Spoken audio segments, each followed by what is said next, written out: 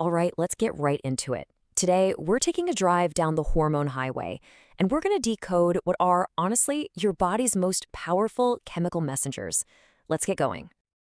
You know that feeling? You're constantly exhausted, you're struggling with your weight no matter what you try, or maybe you're dealing with mood swings that just come out of nowhere, even when you feel like you're doing all the right things. If you're nodding your head right now, trust me, you are not alone. Well, all those feelings, they could be pointing to a kind of invisible crisis going on inside your body, a hormonal imbalance.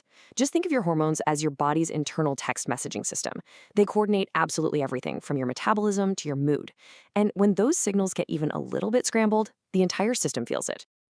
So, where do we even begin to untangle this? Well, the first major traffic jam on this highway is, more often than not, stress. It's kind of like your body's alarm system gets jammed and is just stuck in the on position, messing up the flow of everything else. But let's be really clear here, a little bit of stress isn't the enemy. In fact, it can be good for you. The real villain here is chronic stress, that relentless, never-ending kind. That's what keeps your main stress hormone, cortisol, cranked up way too high all the time. And you can really see the difference right here. A healthy stress response is like a quick burst of energy, and then it calms down. But when it's chronic, you get constant fatigue, terrible sleep, and your immune system takes a hit. What's really happening is that your body is in panic mode, prioritizing cortisol above everything else. And to do that, it can actually steal the building blocks from other crucial hormones like progesterone, which just throws the whole system out of whack. Okay, so that sounds a bit bleak, I know. But here's the good news.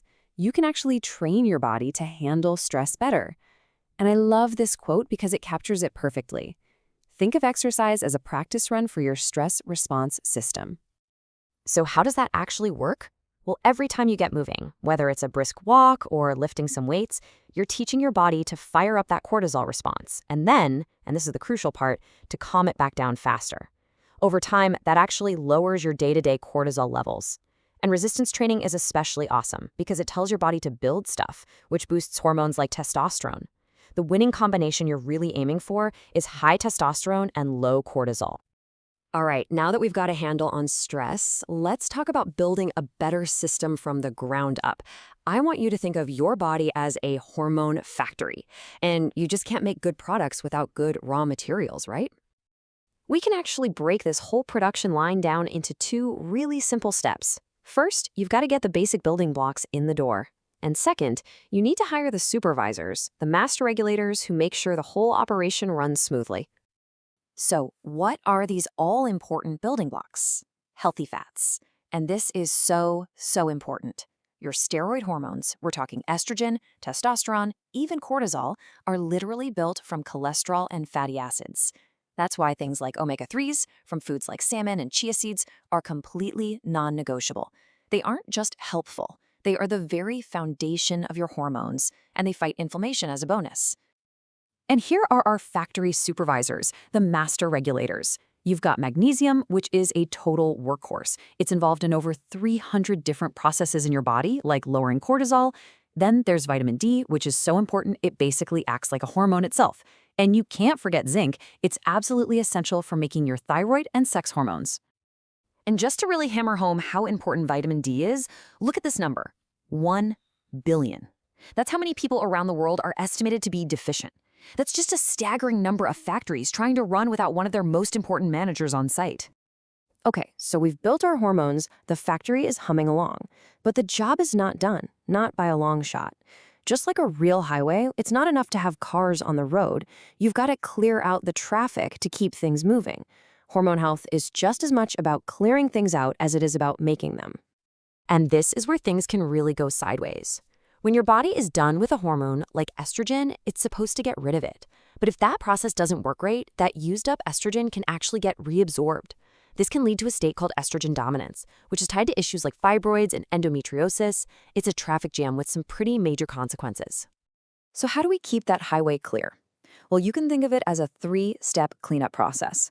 First, your liver breaks down the old hormones. Second, your gut gets rid of them, and fiber is the essential cleanup crew for that job. And third, you got to try to avoid creating new traffic jams by limiting your exposure to outside toxins. So here's your practical toolkit for doing just that. On the do list, eating cruciferous veggies like broccoli is fantastic because they help your liver do its job better and more safely. And definitely get your fiber in. 25 to 30 grams a day is a great goal. Then on the avoid list, try to limit excessive alcohol, which really puts a strain on your liver, and be mindful of hormone disruptors in the environment, like those found in some plastics. Now, all these lifestyle changes are the foundation. They are so powerful, but sometimes you need more data. You need some professional guidance. So let's talk about when it might be time to call in an expert and what that even looks like. When it comes to testing, you've got a couple of main options. A blood test is like a snapshot. It tells you how many cars are on the highway at that exact moment. But a urinary test, that's more like a full traffic report. It doesn't just show you what's there, it shows you where the cars are going and if there are any pileups. It shows how your body is breaking down or metabolizing hormones, which can give you some serious clues, especially if you think there's a detox issue. Finally, let's touch on a big one, hormone replacement therapy, or HRT. Man, this topic has a complicated history. Back in 2002, this huge study came out and basically created a massive panic. The use of HRT just plummeted. But then, over the next decade or so, scientists started reanalyzing that data and found some pretty big flaws in the original conclusions. And because of that, the entire medical understanding has evolved. So what's the bottom line on HRT today? It really comes down to this. Timing is everything. For a lot of healthy women who are under 60 or are within 10 years of menopause, the standard, regulated forms of HRT are now considered pretty safe and effective for managing symptoms. Now, here's a really important heads up. You might hear about something called compounded bioidentical hormones, and you really need to be wary here. These are custom mixed formulas that are not regulated by the FDA. That means there's no guarantee of what's in them, or if the dose is even consistent. And there's simply no good scientific evidence that they're any safer or better than the standard regulated options. And all of this, it brings us right back to the main point of this whole explainer.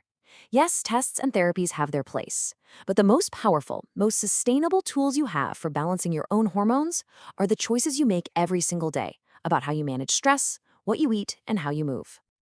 So now that you've seen the map of the hormone highway, from stress pileups to the detox cleanup crew, the real question is for you, what's the first step you can take on your road to balance?